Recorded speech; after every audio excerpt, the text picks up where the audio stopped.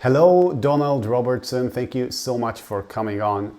Donald is the author of some of my favorite books on philosophy in general and Stoicism in particular, Stoic philosophy. It's probably one of my favorite branches of philosophy. You've said, and I think it was a brilliant thing, you've said that most philosophers today, when you go and you study philosophy, you study a sort of a library of philosophy. Like the lecturers and the professors, they're sort of librarians of philosophy.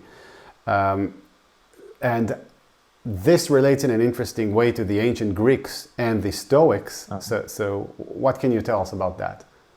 Well, it makes me smile because I said that a long time ago and people keep quoting it too. That's But great. I think it came, sometimes when you're an author and you're writing over a long period of time, I guess I started writing books about 15 years ago. Um, Sometimes the first things that you write have a kind of freshness to them, and so they can sort of remain interesting when I go back and I look at them now. I studied philosophy at university when I was a young guy. It's what my first degree was in. And I was looking for a philosophy of life. My father was a Freemason. That's quite a common thing in the part of Scotland that I come from. And Freemasonry served to him as a kind of moral philosophy, a guide to life. And I was looking for something similar, I think. So I looked at Eastern religions like Buddhism and Taoism. I studied Hinduism. But I wanted to find something in Western philosophy that would fill a similar space. But when I went to university, I loved doing philosophy, but it seemed academic. It seemed overly abstract to me in a sense, and kind of disconnected from practical everyday concerns. I I did my master's degree at an interdisciplinary centre in Sheffield, where I was trying to combine philosophy and psychotherapy. And I began by trying to combine existential philosophy with psychoanalytic therapy. And I studied that for like about a year or two. I wrote my master's dissertation on Jean-Paul Sartre and psychoanalysis.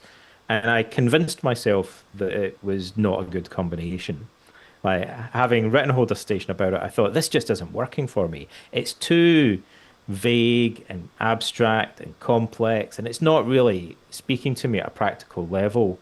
Um, so I felt like I was spending a lot of my time poring over books and not really living the philosophy.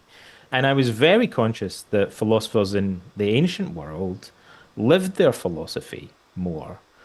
We hear many anecdotes about how they embodied their philosophy. Some people describe it as being like a Western yoga or a Western alternative to Buddhism. There were some philosophers in the ancient world, in ancient Greece and Rome, who never wrote any books. There were some philosophers who never engaged in philosophical lectures or debates. And there were even some philosophers who adhered to a vow of silence. They were so far removed from what modern academic philosophy looks like. And that kind of bugged me, it was like an itch that I had to scratch at the back of my mind. I thought, why does ancient philosophy seem so different from what I'm actually doing in the university library today and in the seminar rooms and so on? And I wanted to get back to this idea of ancient philosophy as a sort of life or a yoga.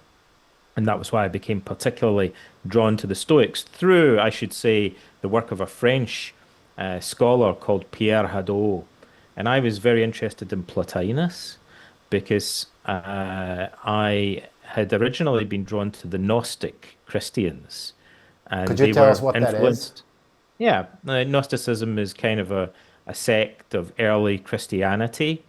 Um, in 1940s, in the 1940s in Egypt, a big cache of early Christian scriptures was uncovered by a shepherd. It was under a big boulder, a bit like the discovery of the Dead Sea Scrolls.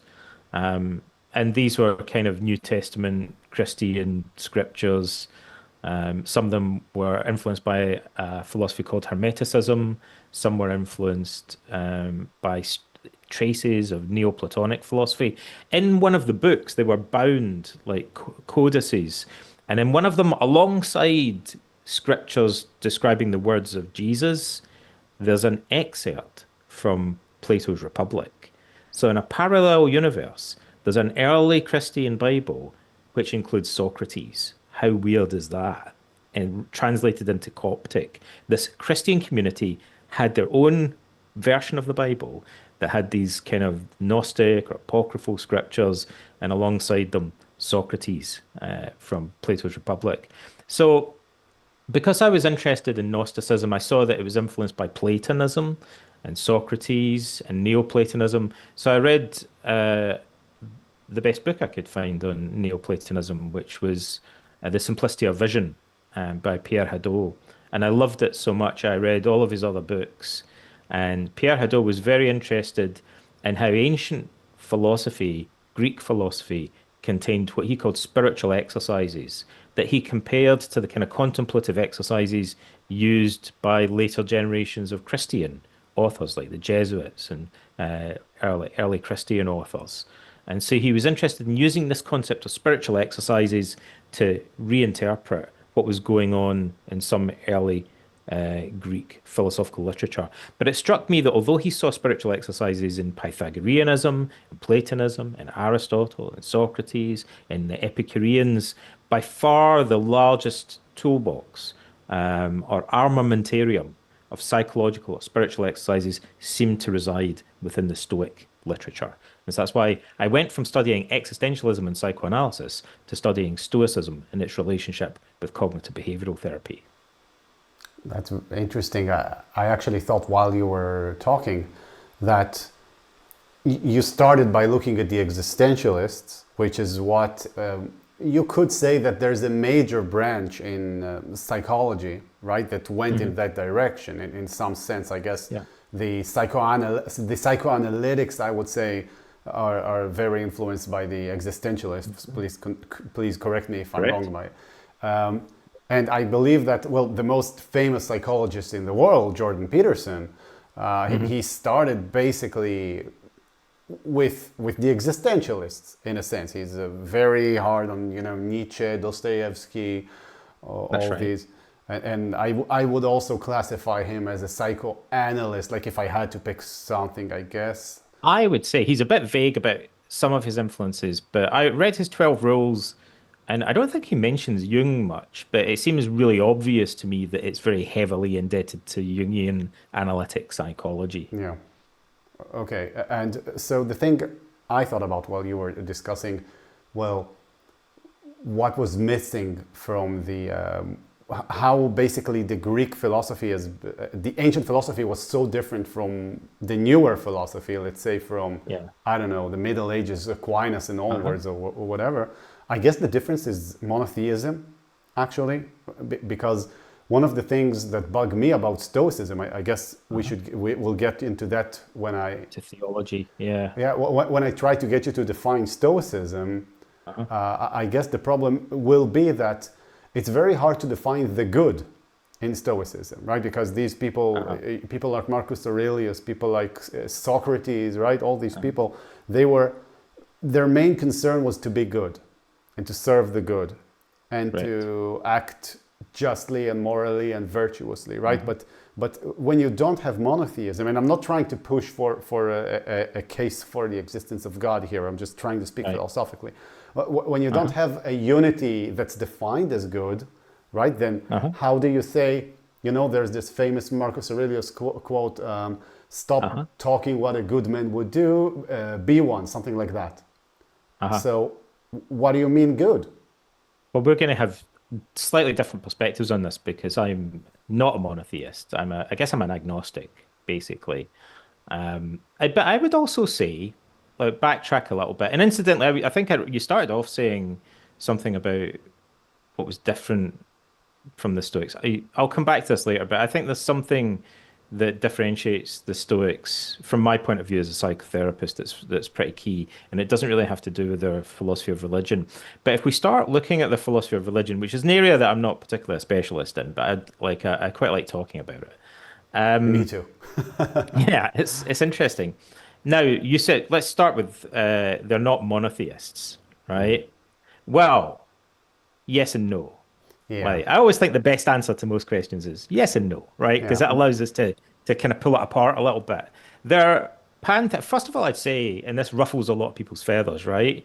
I do not believe that all of the Stoics believed the same thing, right? I think there's quite a lot of evidence of diversity within the Stoic school, including in relation to their philosophy of religion, right? So I think it's misleading that sometimes people portray the Stoics as all having this kind of dogmatic set of religious doctrines, and that's really not supported, in my view, by the textual evidence, which shows that they disagreed about certain religious views. But for sure, most of the time, the Stoics are associated with the belief with the worship of Zeus, and who's just also described as the Logos, and he's perceived as a rational being, a divine being, and from the point of view of pantheism, that he encompasses the whole of nature. So he doesn't seem to be transcendent. He seems to be completely immanent in the world. So they did believe in a single God, but he's not a transcendent God. He's immanent in the world. And the other gods of the Greek and Roman pantheon are mentioned by the Stoics, but the Stoics appear to interpret them, and this is something that's particularly characteristic, I think, of ancient Stoicism. They interpret them kind of metaphorically, as aspects of cosmic nature or aspects of Zeus. And so that would have been quite a radical position for the Stoics. Sometimes the Stoics are even viewed as kind of quasi-atheists because they adopt a kind of skeptical position towards Greek mythology, right? So they don't think there's lots of these anthropomorphic gods. They think they're kind of symbolic or metaphorical descriptions for different aspects of cosmic nature, and the Zeus is a kind of metaphor. The myth of Zeus is a sort of metaphor for the divine as a whole. So in some ways, I think you're right. The Stoics are pantheists. The Judeo-Christian tradition is monotheistic, but they're not completely different. They're quite close in some Yeah, regards. they are. You It's know, actually quite this is surprising when you read Marcus Aurelius, yeah. and you think, well, he's probably never even heard of that. Well, maybe he has heard of it, but it's quite likely that he spent his entire life without hearing of the weird things in which the Jews of Judea believed, right? So Perhaps. but it Yeah. sounds like he talks like, in a sense, he did hear of it, Yes. right? It could, well, okay, now we're getting into the relationship between different religious and philosophical traditions is also one of the most fun parts of talking about this, but it's also one of the trickiest parts.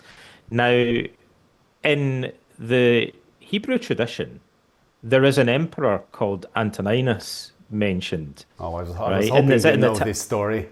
in the Talmud? Is that correct? I'm not sure if it's in the Uh, Talmud, but yeah, I know this story. If, I know right. what you're referring to.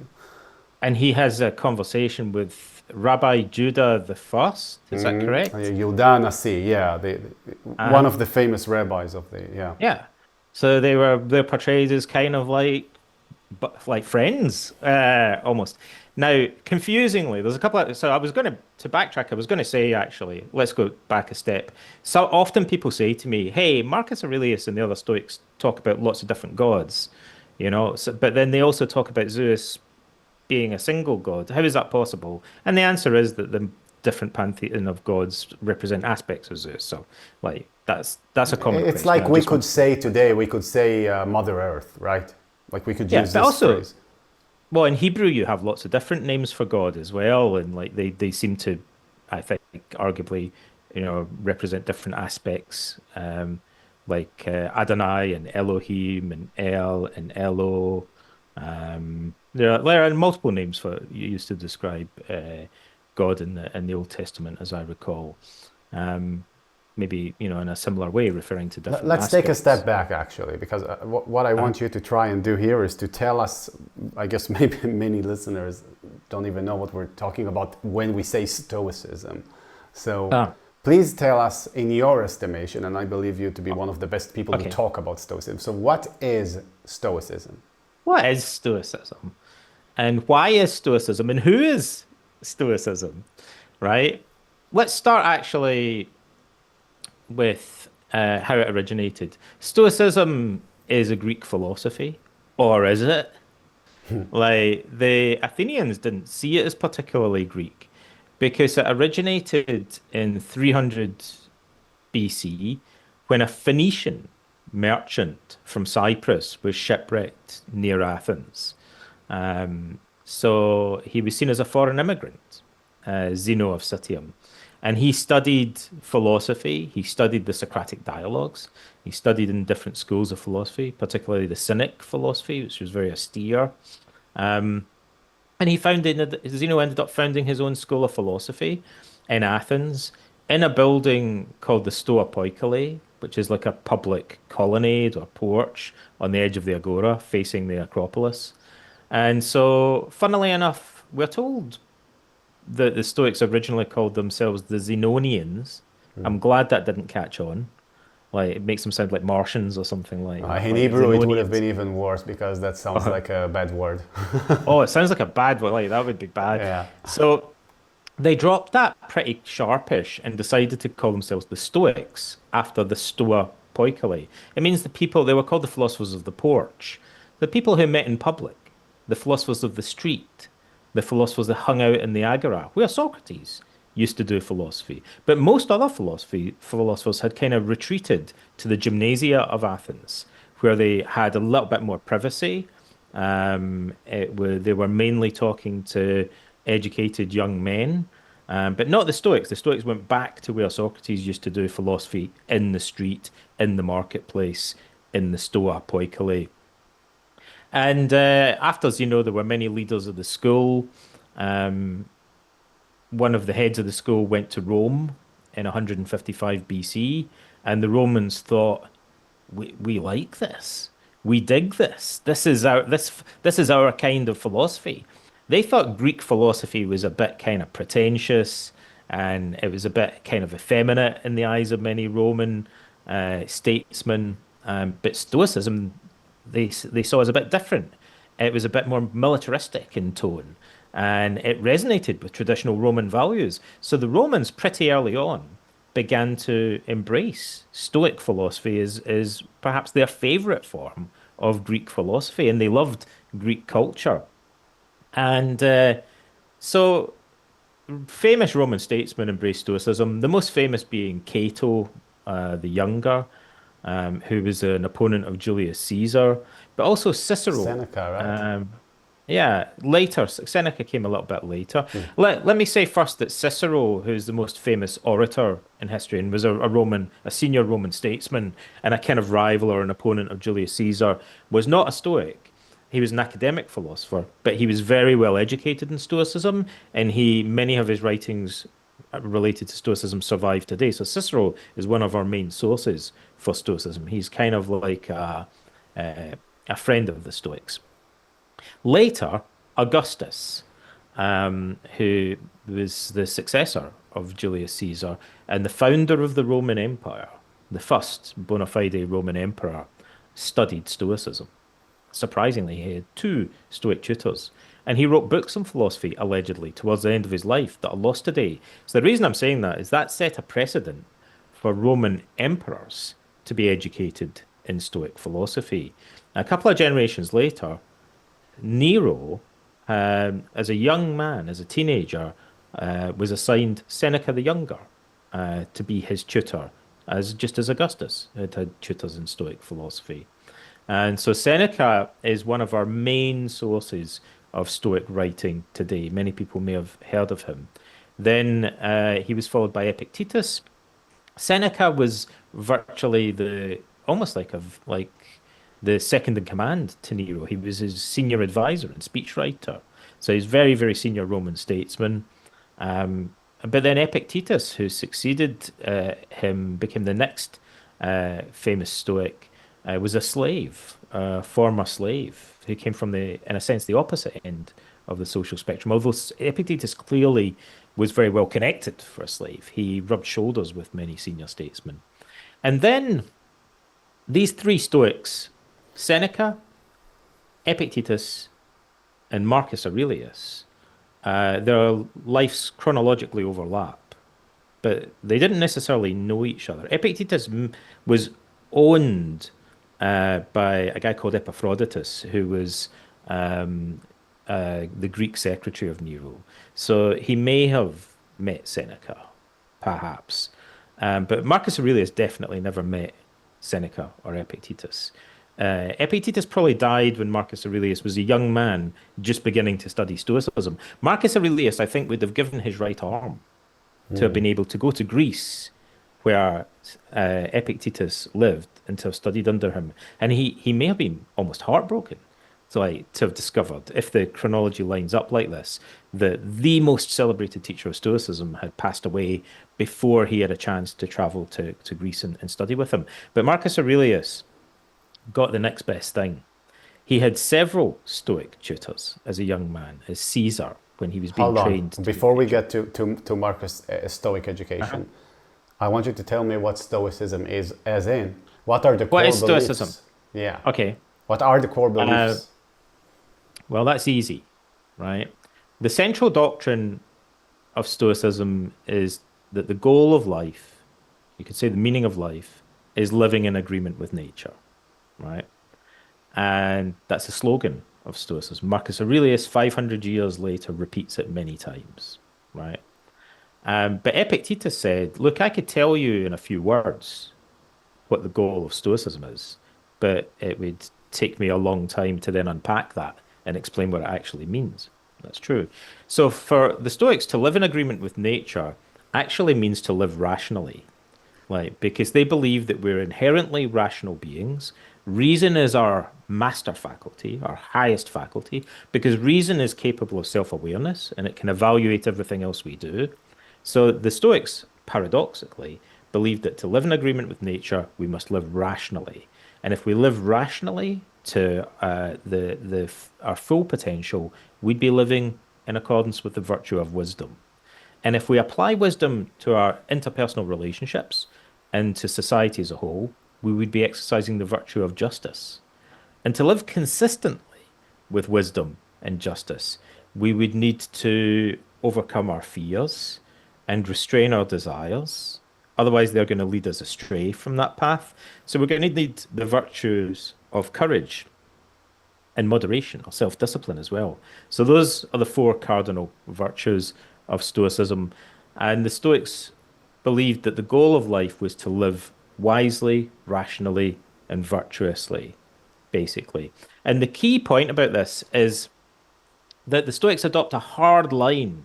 Most ancient Greek philosophers believed that living in accord with virtue, most of them taught a form of what we call today virtue ethics, that living in accord with virtue was central to the goal of life.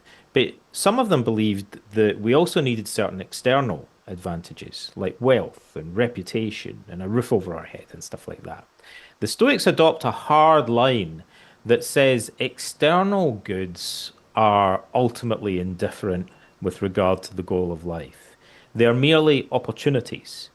And whether they're good or bad depends on how we use them. They're only really of kind of instrumental value. So the easiest example would be wealth.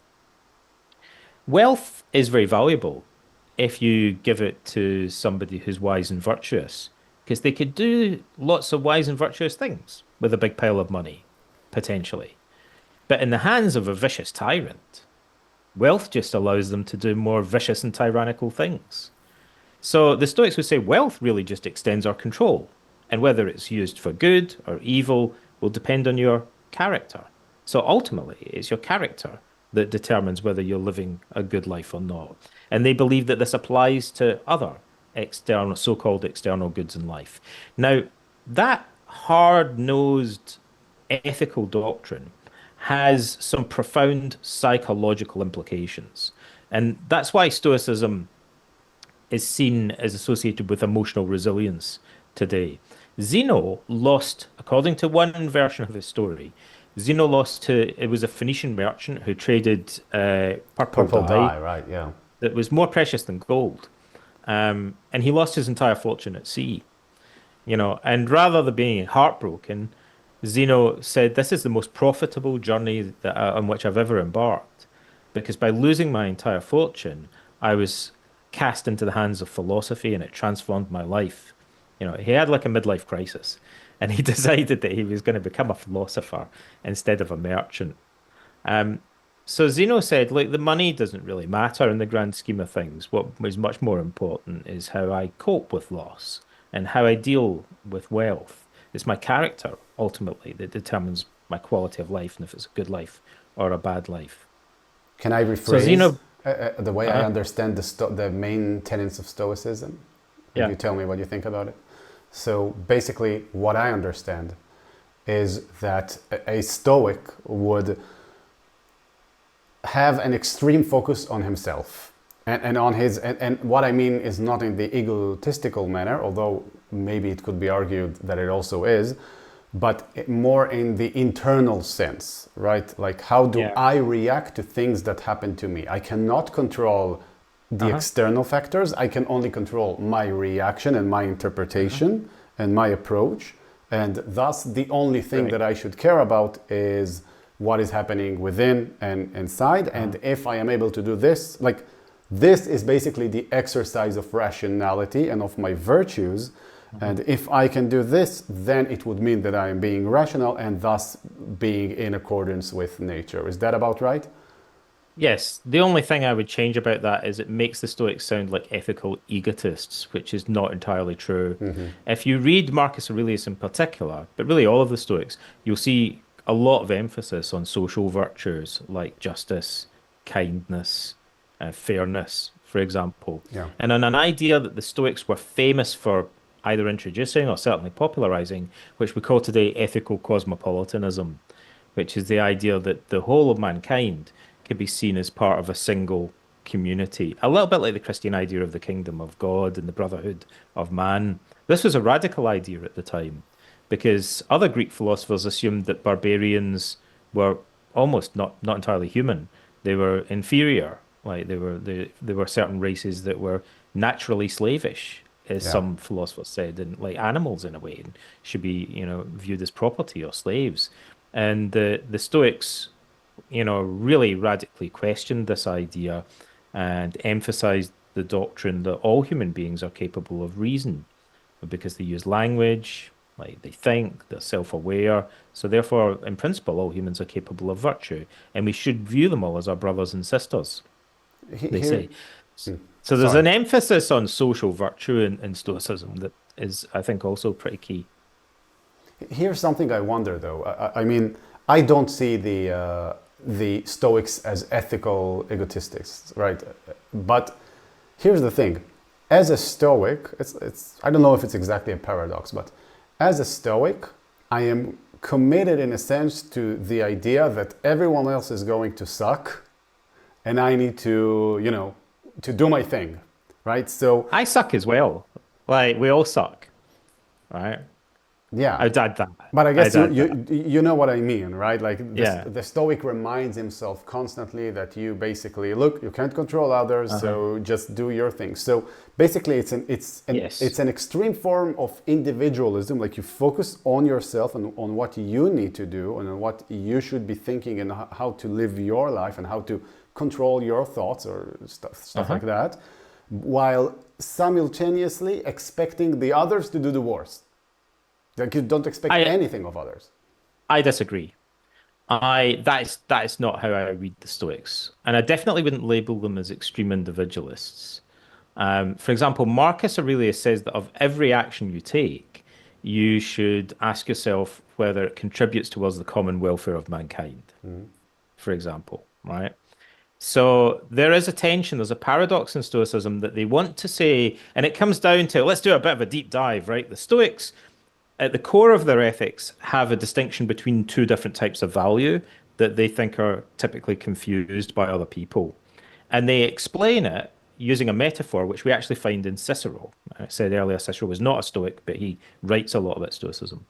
And Cicero says, imagine an archer, and he can notch his arrow and take aim and fire his bow to the best of his ability with wisdom and excellence and skill. He can fire his bow virtuously, but the target might move, right? Nevertheless, he aims at a target. The wind might blow the arrow off course. So he desires to hit a target, but he accepts that it's not entirely under his control. Theologically, you might say whether you hit the target or not is partly in the hands of God, like on the hands of fate. So, there's a common idea in many religious traditions that we should act virtuously while accepting that the outcome of our actions is down to the will of God to some extent, right? So the Stoics believe that we should act towards the common welfare of mankind. So we should care about the well-being of the rest of humanity. We shouldn't be completely indifferent towards them. But the individualist aspect of it is that they think that we should focus on and acknowledge the fact that our behavior is the only part that's completely under our control. And so ultimately, whether we've succeeded or not and lived a good life or a bad life depends on our intentions more than on the outcome. Someone could be extremely wise and virtuous and determined to work for the common welfare of mankind and be thwarted. Like they might simply be really unfortunate. And in the eyes of the Stoics, they would still be a virtuous and a good person. They would have lived a good life. Someone else might be foolish and vicious, and they might accidentally benefit mankind far more. For example, they might be a greedy entrepreneur who just wants to make as much money as possible. But in the process of doing that, they might make inventions and social changes that benefit people more ironically than a wise and virtuous individual actually does. So the Stoics say, nevertheless, we should want to benefit mankind, but focus on whether we succeed or fail is really down to our intentions and our character, because the external outcome is never entirely under our control. So in modern philosophy, we would call this like the opposite of consequentialism. I don't want to call it deontology because that's Kant and that's way later, but I guess it's more similar to deontology than it is to consequentialism. I think there's kind of elements of, but it seems to me there's elements of both. But I would say definitely my understanding of Stoicism, it leans more towards deontology.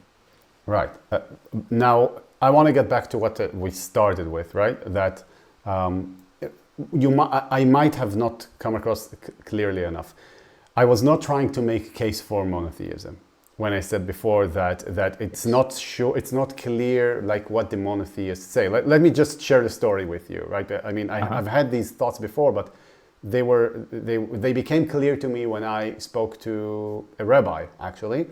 Are you aware of something called Hasidut Chabad? It's like a sect of Judaism. It's not a huge sect, but it's quite influential in world Judaism. And they have a book that's very renowned, not just in this particular sect, but in many sects in European Judaism. I think the book was written in about was it the 1900s, I think? Or it could have been the 17th, the 1600s. Anyways, it's called the Book of Tanya, okay?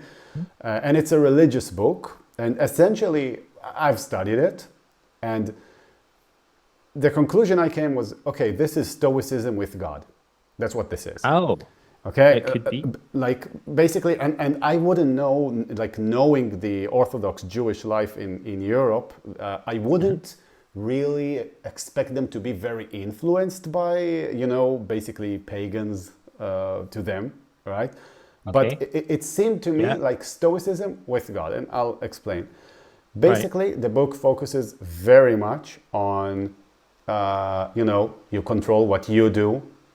You need to take the first step. That's the first step for you. All these things that we spoke about. The analogy you gave with the arrow is it fits very much that book. Okay, but this book has another thing that it has the advantage. It can tell you, okay, look, so sometimes, you have the good impulse and the bad impulse, and these two argue, and you need to do what's right, as Marcus Aurelius would say, get out of bed in the morning to do the work of a human being, right?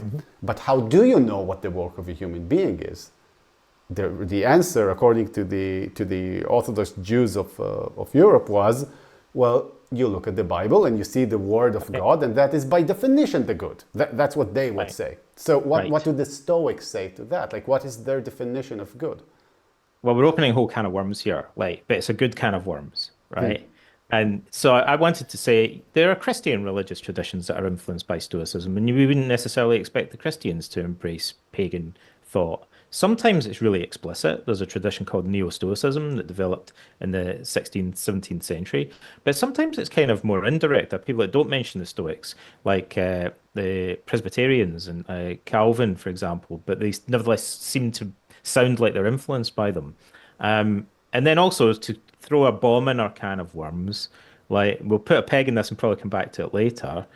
All I need to mention is probably the name Spinoza, like because Spinoza would be a good example of somebody who is seen as a heretic, like in the Jewish tradition, um, and doesn't really embrace Stoicism, but seems to be very heavily influenced. And some people have even described Spinoza as more Stoic than the Stoics. So let's put a peg in that loose set of historical observations and come back to this philosophical, theological question. How, so you go to scripture and it tells you what's good or bad. What the Stoics would say is, the Stoics would say it comes from reason, right? First and foremost, even though they have a philosophy of religion. And I know there are some people who are interested in Stoicism today who would disagree with me about this, right? So I'll mention that. But it seems clear to me that Greek philosophers in general see theology or religion as the handmaid of philosophy rather than the other way around, right? So they think that by using philosophy and reason and the Socratic method, we can arrive at insight into the nature of virtue, and that contributes towards our understanding of religion and theology. That reason should tell us that a perfect God would want humans to realize their potential. God gave us reason and the ability to think. God gave us a social nature so that we live in communities. And the Stoics say, well, God probably wants us to use reason really well. Like, it's like he's handed us a toolbox. And it seems like the obvious conclusion would be that we should use these tools skillfully rather than using them badly. He's made human beings social creatures. Seems reasonable to conclude that we should live harmoniously in society rather than in conflict with each other all of the time. But the Stoics think we can derive these conclusions mainly from the nature of reason. And, this gets deep into philosophy. There's a famous Platonic dialogue called the Euthydemus, where Socrates argues with a theologian.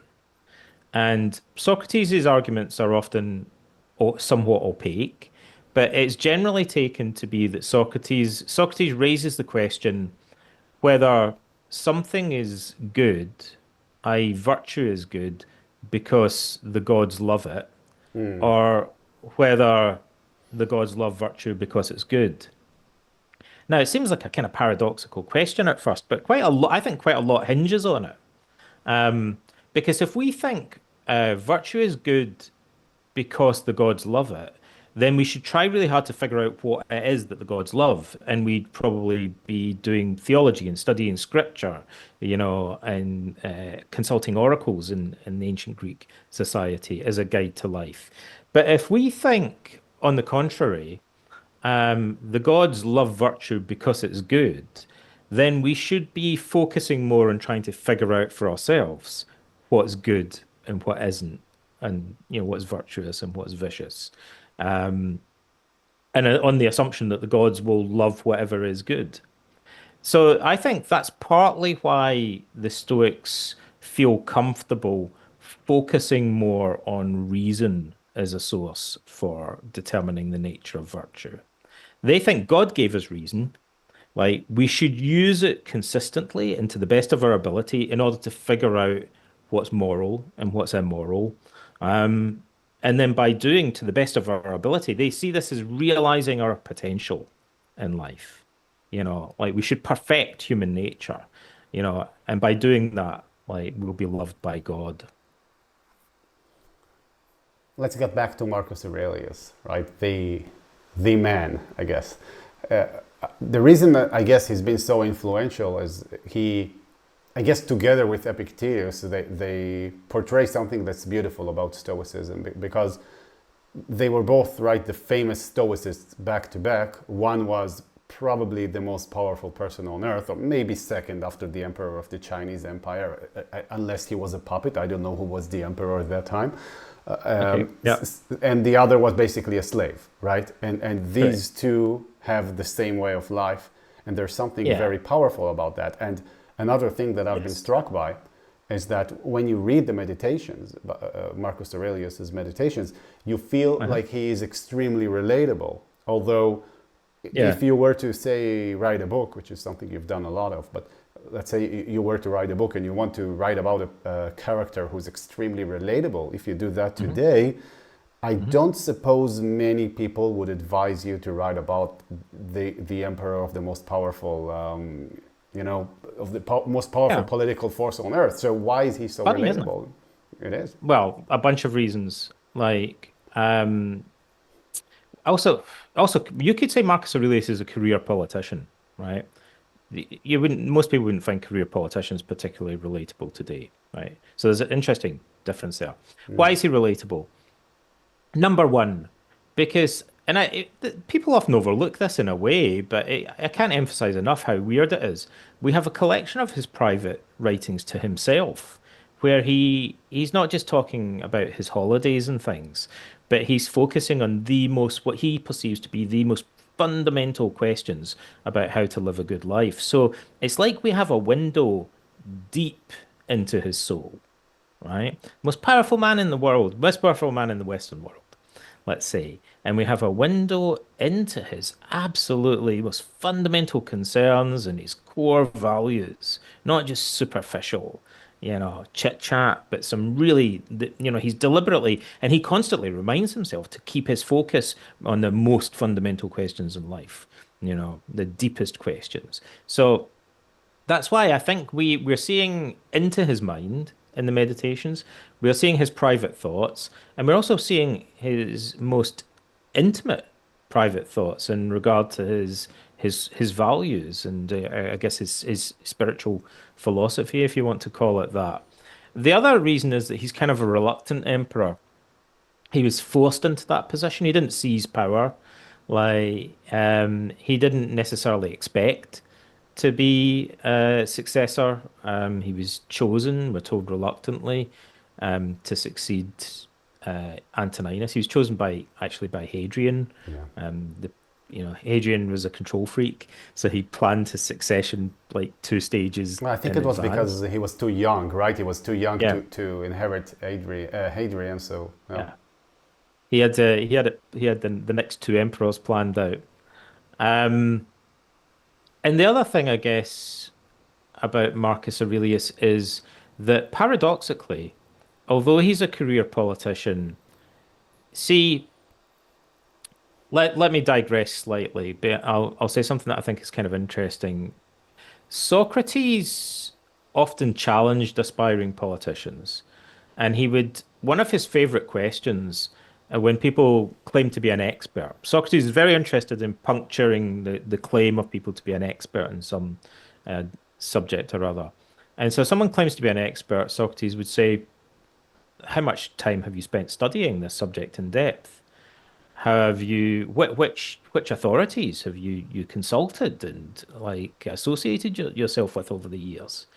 And so, for example, Alcibiades is one of the most prominent controversial statesmen in ancient Athens. Socrates asks him about the nature of justice. He says, you're going to stand in front of the assembly and you're going to argue what's just and what's unjust, in terms of their political policies. And he said, so, how many years have you spent studying the nature of justice and what constitutes the welfare of society? Alcibiades is like, well, none, right? And Socrates is like, what great men who are authorities in justice and the welfare have you studied under? And he's like, well, none.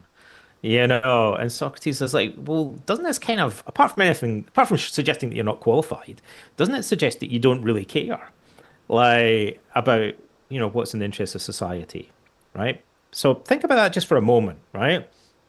It's a really simple question, but it's quite revealing. It's an interesting question, right? Marcus Aurelius passes that test with flying colors, right? You could imagine Socrates asking the same questions to Marcus Aurelius. So, like, how long have you spent studying what's in the interest of society and what constitutes justice? And Marcus Aurelius would be like, my entire adult life. I started when I was 12. Like, I'm obsessed with it. And I'm not sure he would I call studied. himself an expert. Yeah, he sees himself as a perpetual student. He was a nerd and a bookworm, and he immersed himself in studying jurisprudence, like philosophical therapy, like moral philosophy. Um, he can say he associated with some of the greatest intellectuals of his period who were experts on these subjects, right? And he carried on throughout his life.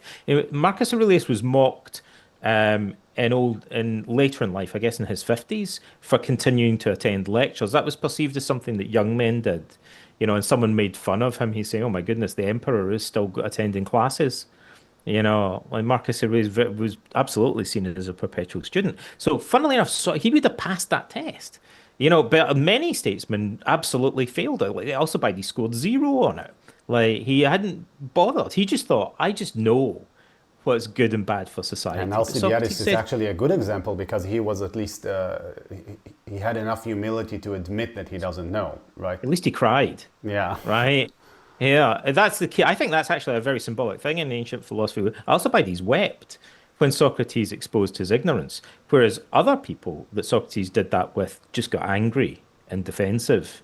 So I think at least Alcibiades recognized he had this shortcoming. That's a big improvement over simply denying it. But Marcus Aurelius did something about it and dedicated his life. He was a career politician in a good sense. You would be better to describe him as a genuine statesman, right? I think today when we use the word politician from this perspective, I feel there are very few politicians in the world or very few genuine statesmen. Because most like famous American politicians, for example, don't really seem to me to have shown much evidence of really caring about or studying in depth what's in the interest of society. You They're have to more ask concerned yourself, about, yeah, you actually have to ask yourself, could our system generate, yeah.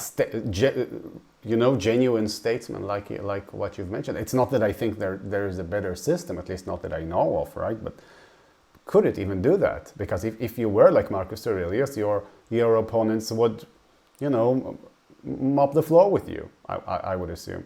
This is the point that Plato makes in the Gorgias.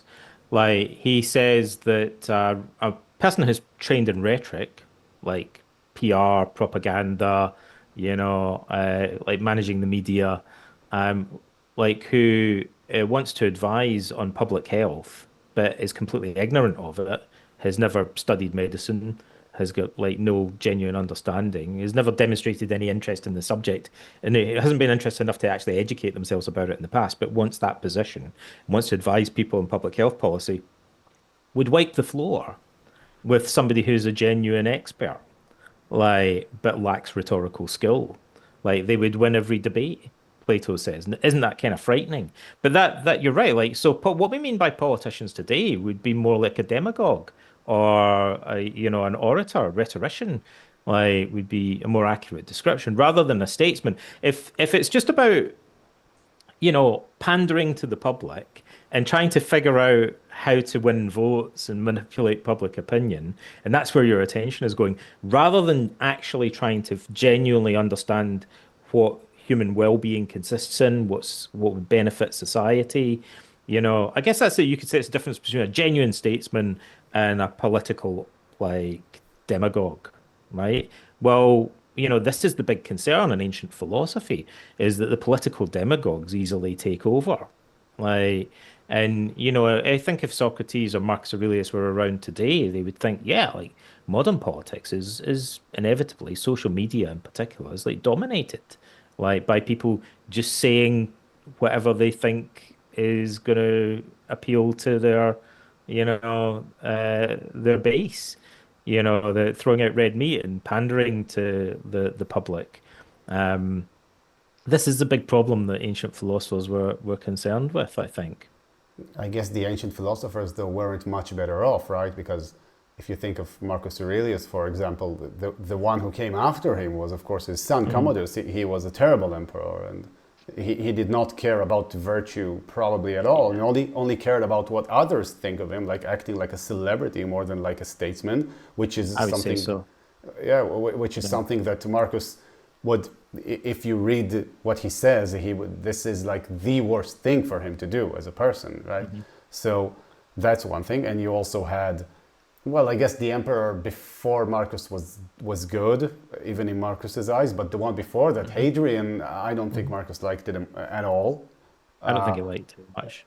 that's Hadrian, by the way. And also, as a Jew, I would say that we don't have such a great relation with Hadrian, who changed the name of Well, Judea that's to. yeah, Yeah, yeah. he's the one who changed the name of Well, he's Judea. listed as one of the good emperors, but Oh yeah, he I is. think, well, that's pretty debatable. Yeah, Apart from the kind of genocide in Judea, and like he's got a few other black marks against his name as well. Um, he's Hadrian did some good things, but he did some terrible things as well. and even when you go to the Greeks, right, to Socrates and Plato and Hadrian and Alcibiades, in Hebrew we say it Alcibiades. So even these guys, they lived like in perpetual political turmoil, right? Because I Hmm. think it was during Socrates' life, I think Athens was, I think it was a dictatorship and then a democracy and then a dictatorship again and then a democracy again or something like that. Like I might be mistaken on the number of repetitions there, but it was a huge mess. And the rhetoricians took over several times. And Hmm. so it's not like we're worse off exactly. It seems like it's something that's stronger than us. And the case of Marcus Yeah, Aurelius is one of these rare cases, I guess, of the real philosopher king, in a sense. yeah, yeah. Absolutely. I think Commodus is an interesting example because you can see what Commodus did was really try to appeal to the public. One second, He, just to make it clear, Commodus is Marcus Aurelius's son and heir. son, Yeah. yeah, and he succeeded him as emperor, and he tried to portray himself as a god. He threw huge festivals and public games. So he was really trying to win the favor of the public by impressing them. He wanted to them, like elevate his status in their eyes, and he also wanted to put on big spectacles, like to make himself popular. Um, this is the complete opposite of what Marcus Aurelius spent his time doing. We can see in Marcus Aurelius's private letters, which we also have, and in the meditations, he's a guy who's genuinely preoccupied with trying to figure out what's in the interests of the empire. Like he seems very sincere.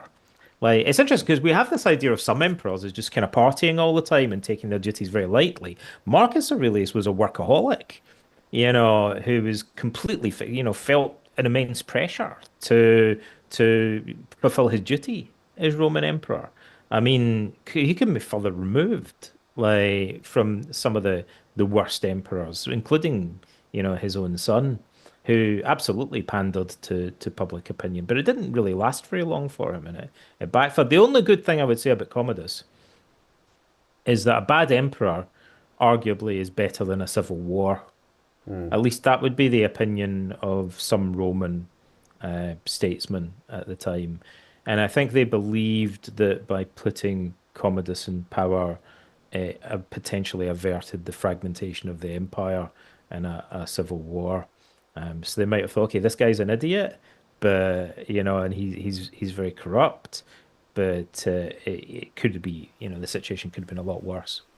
I think it's interesting that Marcus Aurelius has actually repeatedly says in his meditations to, well, he repeatedly reminds himself not to care what others think, to do what Hmm. is just and to do what is good without any reference to what others think. So that again comes back to that Stoic extreme focus on self and on doing the things that you Hmm. can control. And if I do I'm the going right to thing, qualify that again. yeah, I would say yes and no.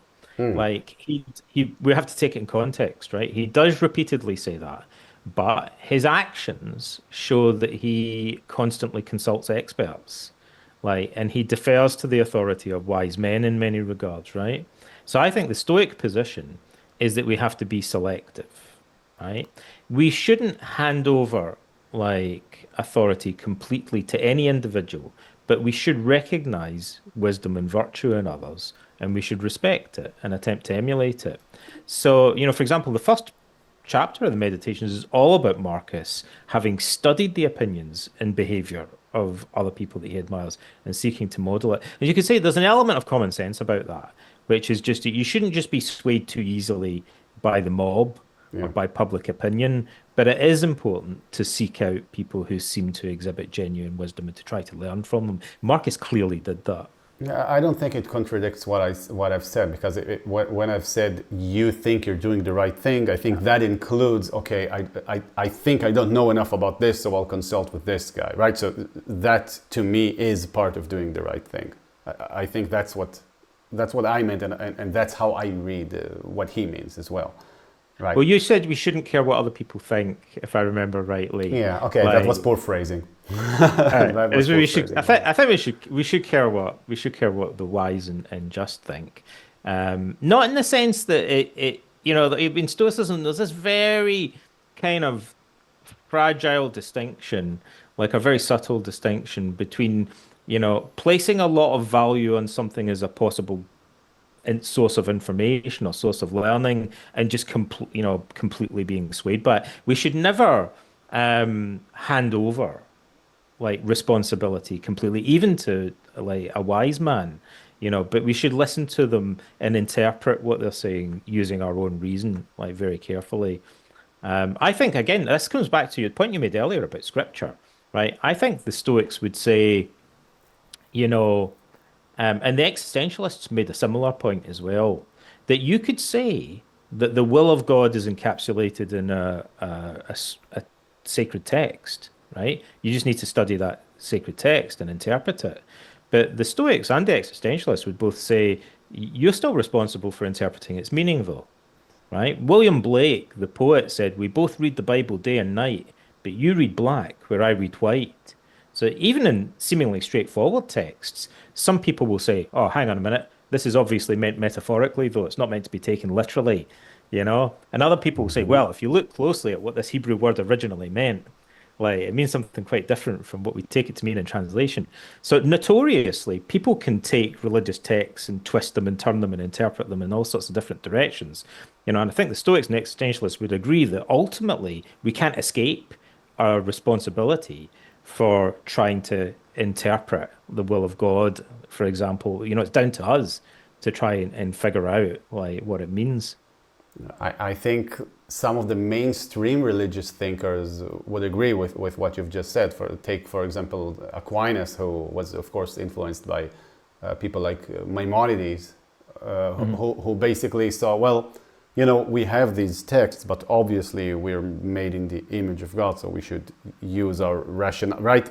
What is the image of God? Maimonides would say it's our ability to reason.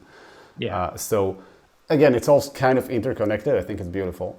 So Stoicism is, for me, and I guess for a lot of other people, a great manual for living and interpreting, what should be done. Yeah, I don't see Stoicism as being a kind of opposing tradition, really. Someone wrote a review of my book recently, and I wrote a reply where I kind of talked a little bit about this. I think that Stoicism, Judaism, Christianity are different traditions, but they're not mutually exclusive. I think they potentially, and they might not even be 100% compatible, but like they definitely throughout history have influenced each other, like and interacted in various ways, So I think it, as somebody who's into Stoicism, I think the religious traditions, Judeo-Christian and other religious traditions, can be a source of inspiration, like, and can help me, inform my understanding of Stoicism. And I think many Jewish people throughout history have looked at Stoicism and thought we can take something from this. Yeah, I agree. They wouldn't be 100% compatible, I guess, right? Because if you were like a very devout Jew or Christian, then you would have to stick more to the text, right? Yeah. So, and that would probably not work with reading the meditations and carrying it around with you wherever you go, right? By the way, I'm reminded of something. I just want to share this anecdote with you before we finish. There's a very famous fantasy author. His name is Brandon Sanderson. I don't know if you've heard of him, but he's a very famous American fantasy author, and he's got this very famous fantasy saga. It's called what's it called? Okay, I don't remember the name right now, but one of the main characters in that saga is basically a recovering alcoholic. Mm-hmm. He's has a very dark past. He's done some terrible things. And the reason that he's been able to become a better man and to focus on himself, really hardcore self-improvement, is because he found this book, which is in this fantasy world. It's written by an ancient king. And it's called The Way of Kings, the book. Like the book in the story is called The Way of Kings. And it's written by this ancient king who has this hardcore focus on himself. And whenever this main character feels bad or that he needs to become a better person, he always walks around holding that ancient king's book. And it struck me immediately that this is, of course, meant to be the Meditations and Marcus Aurelius, right, of that word. And that's very interesting. Yeah, you can definitely see traces of ancient Greek philosophy, including the Meditations, in many surprising places. It kind of crops up in other works of literature as well. Like, definitely. When I was a boy, I grew up in Scotland. Our national bard is Robert Burns. We had to learn his poetry at school. I can see traces of Greek philosophy, probably via Latin poetry, like in the Scottish poems of Robert Burns that I used to learn. He mentions Marcus Aurelius in one of them, actually, in passing. But funnily, we didn't really. There are a great deal more that we could say about Judaism and Stoicism. I don't know much about the Jewish tradition, but I mean, it strikes me, for example, could the Book of Job not be seen as expressing a similar message to Stoicism in some ways? Yeah. Is Job like a Stoic? Yeah, I guess many things, right? The Buddhist idea of detachment, I believe it's called, right? So the idea of detachment, non-attachment, also has some strong similarities. So I guess great minds think alike in some sense. Maybe you don't need divine revelations to come to certain conclusions about life, and yeah, I think it's great. I love Stoicism. It's my favorite. I would say. Some time ago. It's your favorite form of paganism? Well, no, it's my favorite philosophy. I try to be worthy of being called a Stoic. Let's put it this way. Yeah, Stoicism's hugely popular today. It's definitely gone through a renaissance, and but it's cool that something's become so popular today that was popular with great thinkers throughout history. Yeah, it goes in sort of cycles, I think. I guess that's how fashion works, right? So yeah, thank you so much for coming on. Where can people find you if they want to read more of you? I've already said, but I will say it again for our listeners and viewers. Donald Robertson, I believe, has written the best books about Stoicism. Maybe not like as mainly historical books, right? But from these historical books, you can learn a lot about the philosophy as well. So, it's not like reading the Meditations, but in some ways it's close. So where can people find you, and if they want to look more into what it is you do?